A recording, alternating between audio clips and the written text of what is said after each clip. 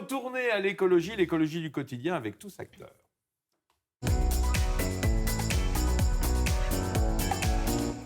Avec un partenariat magnifique avec l'infodurable.fr qui va finir par nous faire rentrer un peu d'écologie dans nos vieilles carcasses de tortue. On va mettre de l'ordre dans tout ça. Ah voilà, il faut mettre de l'ordre, absolument, avec interrogation à Noël, et peut-être pour vous aussi, hein, si on fait les choses bien. Valère Corréard, ce matin, vous nous parlez de Joujou, Bah oui. apparemment. Et qui c'est qui amène les joujoux?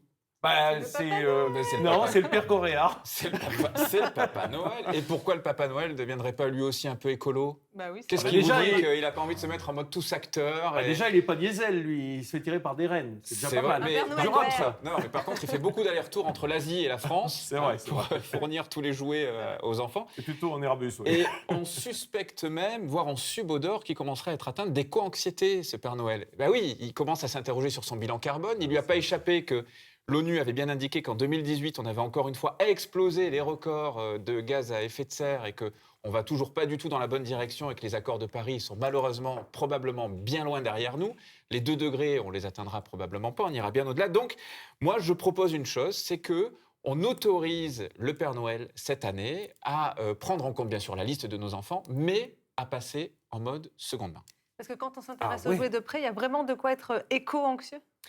Alors, au niveau mondial, puisque le Père Noël est quand même international, il faut le dire, ça pèse quelques 700 millions de tonnes de cadeaux pour Noël. Hein, donc, 1 million de tonnes de papier cadeau. Donc, ça fait déjà, beaucoup on de n'embête papier plus les cadeau. paquets. Mais non. Voilà. Autant dire que là-dedans, évidemment, les jouets ont une place de choix. En France, la moyenne, c'est autour de 6 cadeaux par enfant.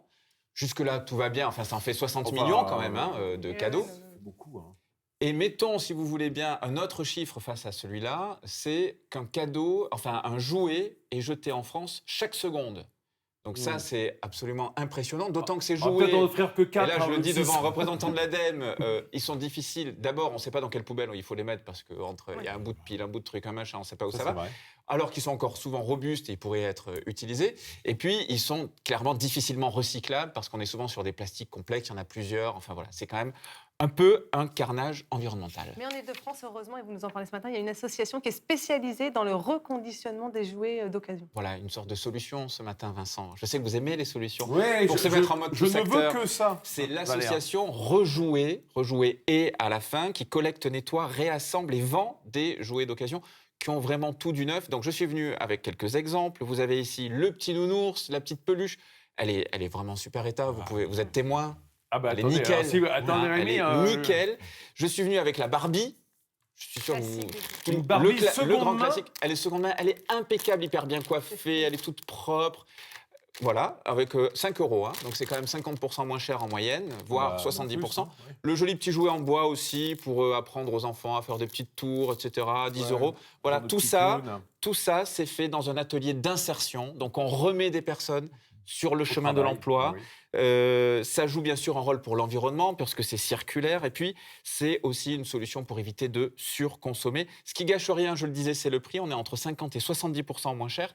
Et encore un truc qui est hyper important, je pense, c'est pour les enfants. Honnêtement, les enfants s'en fichent, pour ne pas dire s'en foutent complètement, que ce soit de la seconde main ou du neuf. Eux, ce qu'ils veulent, c'est leur jouet et c'est un bon moyen de les éduquer, de les familiariser aussi avec le circulaire. Mais alors, comme le Père Noël nous regarde, est-ce qu'on peut lui donner l'adresse pour qu'il aille Oui, Papa faire Noël, sa bien tournée sûr, mais bien sûr. Est-ce qu'il peut noter sur son smartphone, Papa Noël? Ça serait Alors, sympa. Papa Noël, note bien, c'est dans le 14e arrondissement de Paris pour la première adresse. Il y en a une deuxième à Ivry-sur-Seine, au centre commercial Quai d'Ivry.